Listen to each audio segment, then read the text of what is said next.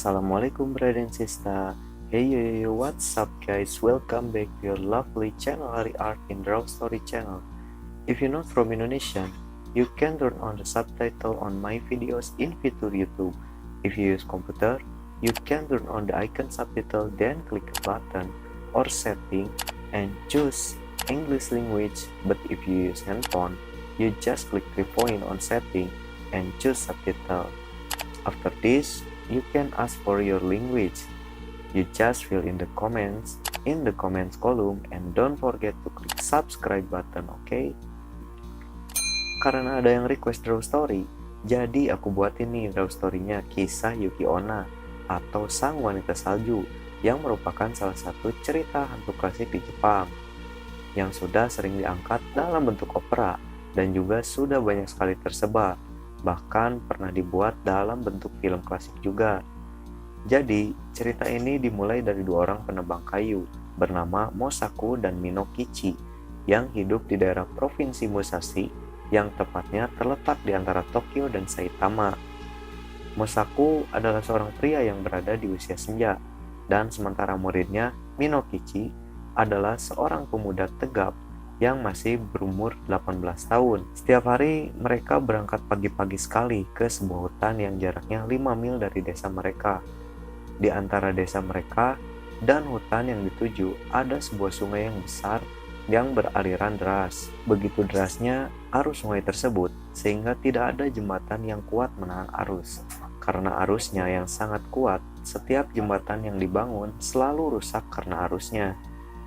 Siapapun yang ingin menyeberangi sungai harus melewatinya dengan bantuan kapal penyeberang kecil, itu pun harus dengan dayuhan yang cepat agar bisa menyeberang dan melawan arus dari sungai tersebut. Suatu hari, Mosaku dan Minokichi sedang dalam perjalanan pulang.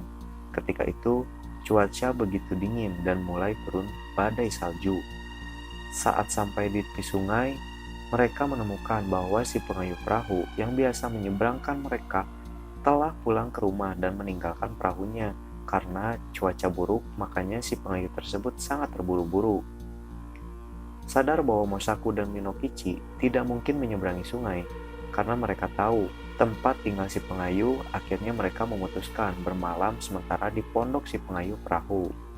Pondok itu benar-benar sederhana, di dalamnya hanya terdiri dari sebuah ruangan tanpa jendela yang berisi 2 buah tatami atau penghalang ruangan di Jepang. Tanpa perabotan apapun, Mosaku dan Minokichi yang sudah lelah segera menutup pintu agar salju tidak masuk ke dalam pondok tersebut.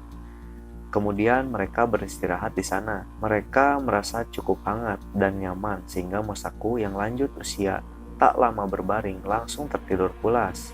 Sementara Minokichi yang masih muda termenung mendengar suara angin yang menderu yang disertai arus sungai yang bertambah deras. Badai tidak mereda dan udara malah bertambah dingin. Namun setelah berusaha payah, akhirnya Minokichi tertidur juga. Entah telah berapa lama Minokichi tertidur, tiba-tiba ia terbangun karena merasakan butir-butir salju yang lembut berjatuhan pada wajahnya. Ternyata pintu pondok yang mereka diami telah terbuka dengan paksa akibat dari badai salju tersebut. Saat Minokichi mencoba untuk menutup kembali pintu, ketika dia melihat keluar, dia melihat seorang wanita dalam pondok yang tak jauh letaknya dari pondok si pengayuh. Minokichi melihat wanita yang putih seperti salju dan memancarkan cahaya seperti salju atau dalam bahasa Jepang disebut Yuki Akari. Ketika itu Minokichi tidak memikirkan apapun.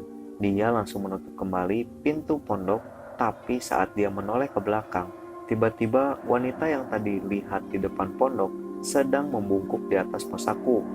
Minokichi terkejut.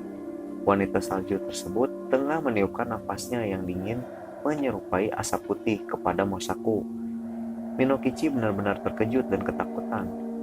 Ia ingin menjerit, namun tak ada sebuah suara pun yang keluar dari mulutnya. Saat itulah sang wanita misterius itu beradu pandang dengannya.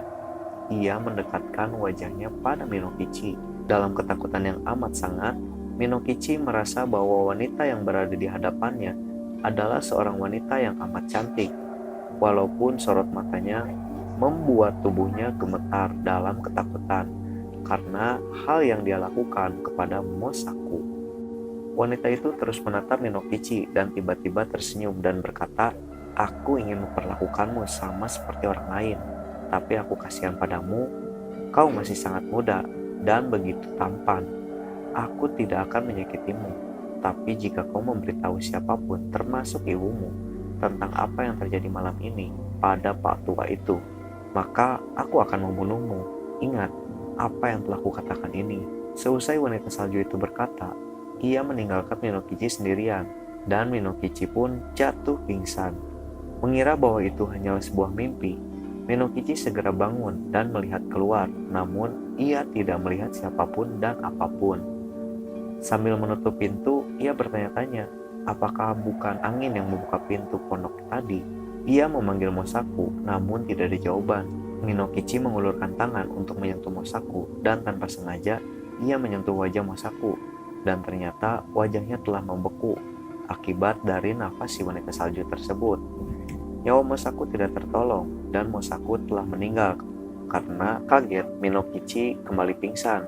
Ketika fajar tiba, badai pun berakhir, dan si pengayuh perahu menemukan Minokichi yang tergeletak pingsan di samping Mosaku yang telah meninggal. Kemudian si pengayuh membawa keduanya menyeberang, lalu menguburkan jenazah Mosaku. Sementara Minokichi dibawa pulang ke rumahnya. Setelah sembuh, Minokichi tidak langsung melupakan kejadian yang telah dialami. Ia dihantui oleh kematian Mosaku, namun ia bersikeras untuk menceritakan cerita hantu itu pada siapapun, tapi dia takut karena ia tidak ingin kehilangan nyawanya. Lama berselang beberapa waktu, Minokichi baru berani kembali kepada pekerjaan sehari-harinya, menebang kayu, membelahnya menjadi potongan-potongan kecil, lalu menjual kayu tersebut ke pasar dengan bantuan ibunya. Pada musim dingin tahun berikutnya, Minokichi sedang berada dalam perjalanan pulang melalui jalan setapak di hutan. Saat ia berpapasan dengan seorang gadis yang amat cantik, berkulit putih indah, yang hendak melalui jalan yang sama dengannya. Minokichi pun menyapa gadis itu, dan tanpa disangka, gadis itu menjawab dengan suara yang menurut Minokichi adalah suara yang paling merdu didengarnya. Mereka pun mulai berjalan dan berbincang bersama.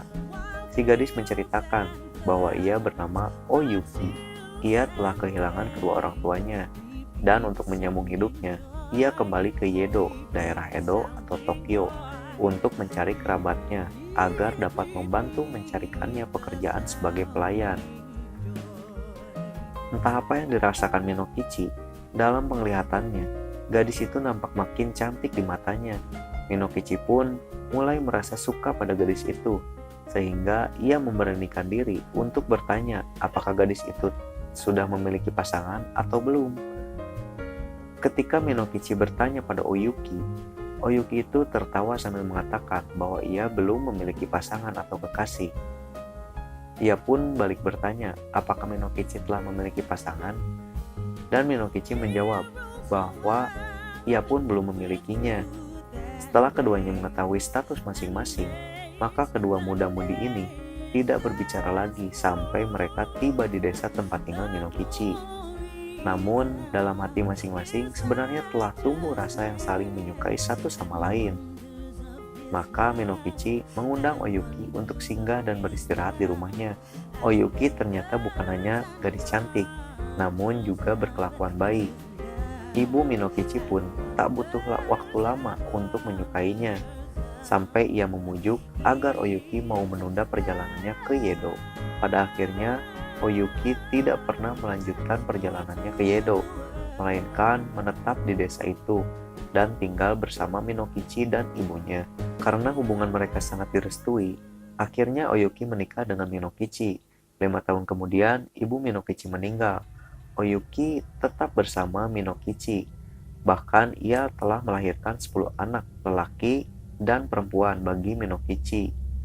Semuanya tampan dan cantik, serta memiliki kulit putih seindah ibunya. Bahkan penduduk desa yang mengagumi Oyuki, kebanyakan petani tampak tua setelah melahirkan anak. Namun Oyuki yang telah menjadi ibu 10 anak tetap terlihat cantik, secantik saat pertama kedatangannya di desa. Suatu malam setelah anak-anak tidur, Oyuki menjahit dibantu dengan sebuah cahaya dari lampu kertas. Minokichi yang sedang menatapnya tiba-tiba berkata, "Melihat kau menjahit dengan pantulan cahaya di wajahmu, aku teringat suatu hal yang aneh yang terjadi saat aku masih berusia 18 tahun. Saat masih bekerja sebagai penebang kayu. Kala itu aku melihat seorang wanita yang secantik dan seputih dirimu. Dan ia memang mirip denganmu," ujar Minokichi. Tanpa menghentikan pekerjaannya, Oyuki bertanya, "Ceritakanlah padaku, di mana kau bertemu dengannya?" Lalu Minokichi mulai bercerita tentang masaku dan pengalamannya di pondok pengayuh perahu. Minokichi berkata, "Entah itu sebuah mimpi atau bukan, tapi saat-saat itulah aku pernah melihat orang secantik engkau. Tentu saja ia pasti bukan manusia, dan aku sangat takut padanya karena dia sedikit menyeramkan. Hingga sekarang pun aku tidak yakin apakah yang aku lihat itu mimpi atau memang benar-benar seorang wanita salju." Oyuki langsung melemparkan jahitannya. Ia mendekati suaminya dan berseru, "Itu adalah aku," kata Oyuki. "Bukankah aku telah mengatakan bahwa aku akan membunuhmu jika cerita itu pernah keluar dari mulutmu? Sekarang demi anak-anak kita." Oyuki tetap berteriak, namun suaranya menjadi penuh kesedihan. "Jagalah anak-anak kita, karena jika kamu tidak melakukannya, maka aku akan melakukan hal yang pernah aku katakan padamu dulu," ujar Oyuki berkata dengan marah dan kecewa. Minokichi tidak sempat berkata-kata apa-apa. Dia hanya terdiam dan baru sadar bahwa Oyuki adalah wanita salju. Saat itu juga, Oyuki mulai tidak terlihat dan kemudian menguap menjadi butir-butir salju yang halus, yang menghilang melalui cerobong asap. Sejak saat itu, ia tidak pernah terlihat lagi. Dan sampai saat ini, Oyuki menjadi Yuki Onna atau wanita salju yang masih misterius. Nah, mungkin segitu aja draw story aku kali ini tentang Yuki Onna atau wanita salju. Semoga kalian semua selalu terhibur, mendapatkan pengetahuan baru, dan yang paling penting, dari video draw story ini, selalu ambil sisi positifnya dan buang sisi negatifnya. Serta nantikan selalu ya updatean dari channel ini setiap hari Rabu dan Sabtu. Thanks for watching brother and sister. See you next time. Stay watching, stay positive, always enjoy. Aku Hari, cabut dulu. Bye, semangat. Salam gambar menggambar draw story. Yeah.